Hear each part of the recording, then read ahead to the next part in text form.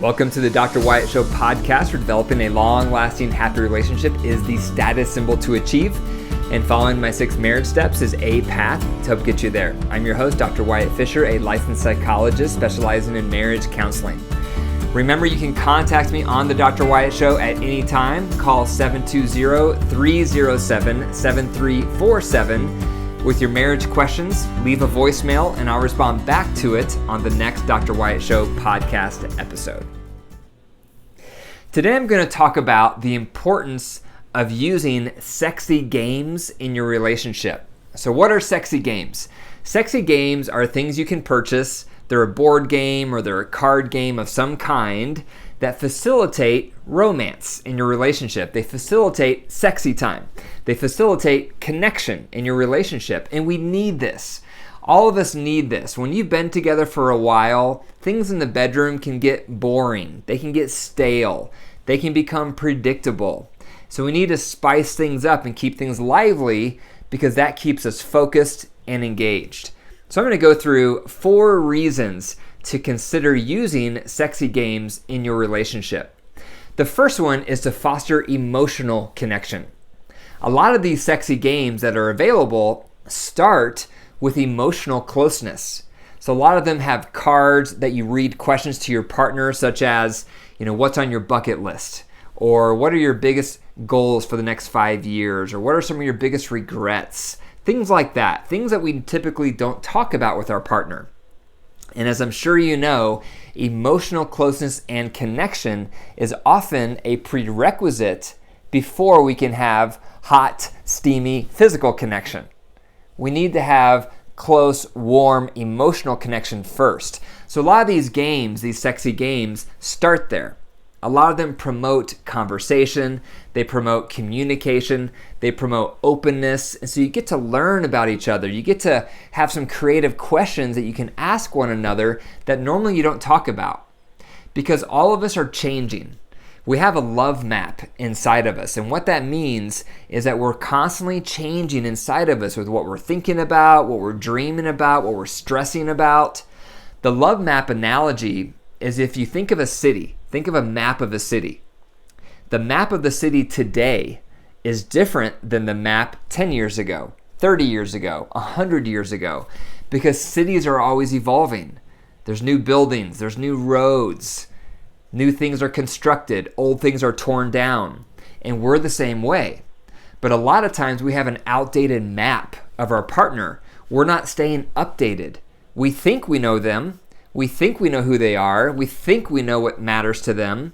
But unless we're continually connecting and talking and opening up about those ideas and that type of information, we're going to get outdated. Just like you would be outdated if you had a 100-year-old map of a current city. The map is no good. It's outdated. We get outdated. So that's one reason to consider some of these sexy games that you can purchase, is because a lot of them start with the emotional closeness, the emotional connection, the emotional openness, so that you can get to know your partner again. You can explore topics and talk about things that you normally don't. So that's one reason to consider sexy games. The second reason is to foster romance. Think about when you were first dating and courting. There was non-stop romance. You probably had nice candlelight dinners. You probably had sensual massages. You probably had picnics by the lake. You probably had love letters. And a lot of that stops when we're together for a while. Our focus goes from on one another outward after we get married. In the beginning, it's all about you. It's all about me. It's all about this connection, this relationship. But once we've achieved that and we've gotten married, we move on. Now we're thinking about the kids. Now we're thinking about the mortgage. Now we're thinking about our careers. Now we're thinking about our 401k. We're thinking about all these other things that are important, but often we take the eye off of our partner. We stop having romance. So that's another reason to consider investing and looking into sexy games, is because a lot of them promote romance. So they'll encourage you to light some candles. They'll encourage you to play some soft music. They'll encourage you to wear something comfortable and maybe something sensual. They'll encourage you to set the scene because setting the scene is romantic. And a lot of us enjoy romance, but a lot of us don't have it in our marriage after we're together for a while, and we need it. A third reason to consider sexy games is because they foster foreplay. After you've been married for a while, often what happens is couples either have intercourse or nothing. And foreplay sometimes is not even present.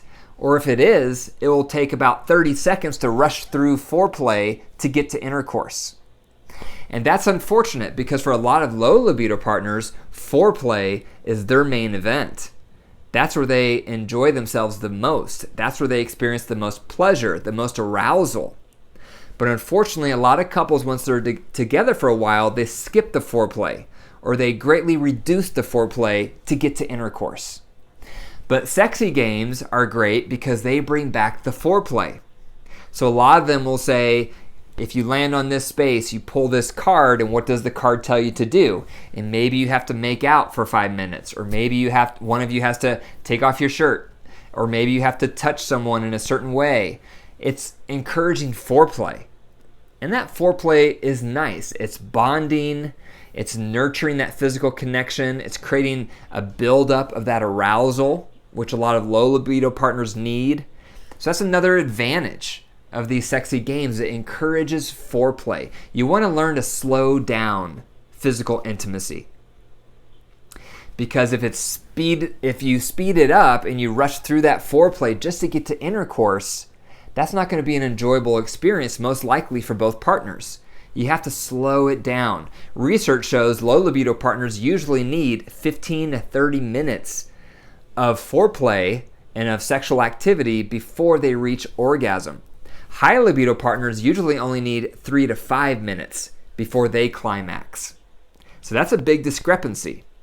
So if you have foreplay and you're slowing down for foreplay, that provides that time, especially for the low libido partner, to come online sexually, to start building arousal so that they can eventually reach climax, even though that's not necessarily the goal. The goal is to feel close with your partner and to have an enjoyable experience together. And foreplay is a main facilitator to get you there. The fourth reason to consider using sexy games in your marriage is to foster passion. Are you bored in the bedroom? Does it feel like vanilla ice cream for you? Is it predictable? You touch me here, I touch you there. Within a few minutes, everything's finished. That's how it gets for so many couples. We get in a rut. We get bored. And like anything in life, you need variety. You need to change it up. Because even though we like predictability, too much predictability gets boring. Vacation is like that. Our day-to-day life and the grind of day-to-day life can get boring. Therefore, it's recommended to spice it up with occasional vacations because those vacations are completely out of your element. Everything's new, everything's different, you're not in your routine anymore, and there's something really invigorating about that and refreshing about that. And most people can't wait to get to vacation, and then after a while, they're excited to go back home, to get back into their routine. Sexual connection is very similar. If you're just doing the same thing over and over and over, it gets boring. You lose your interest. And so you need to spice it up, change it up. But sometimes we don't know how to change it up. But sexy games are great for that because they'll show you ideas, they'll show you different ways to touch each other, different positions to try. It can get hot and steamy because it's new. It's different and it's creative. They're giving you all these ideas to try out that probably you wouldn't think of on your own. The other reason they can create passion is because they build a lot of anticipation. One of the most powerful aphrodisiacs is anticipation, where you're connecting emotionally and then you're slowly touching each other and then you're moving slowly into foreplay and you're teasing each other as you're slowly doing more contact, and then finally you're having more contact and it becomes more erotic contact, and then it goes into everything. That's anticipation. The longer that's drawn out, the anticipation, the more powerful the contact becomes when you finally make that sexual contact. So that's another great thing about sexy games is they intentionally slow things down so that you're building arousal along the way. You're building anticipation for what may be coming so that when it does finally come, you're finally touching each other and enjoying one another sexually. It's very passionate because there's been a lot of ramp up, a lot of anticipation for what's to come. So those are 4 reasons to consider sexy games in your marriage. The first one is to foster emotional connection. Second is to foster romance. Third is to foster foreplay. And fourth is to foster passion.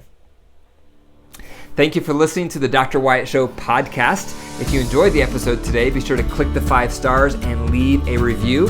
And be sure to share this podcast with one other person in your life. You can text it to them, you can talk to them about it, anyone that you think could benefit from it like you have. For more resources, go to my website, drwyattfisher.com. And remember, your marriage is alive. So if you care for it and nurture it, it will grow. But if you deprive it and neglect it, it will wilt and die. The choice is up to you. Take care.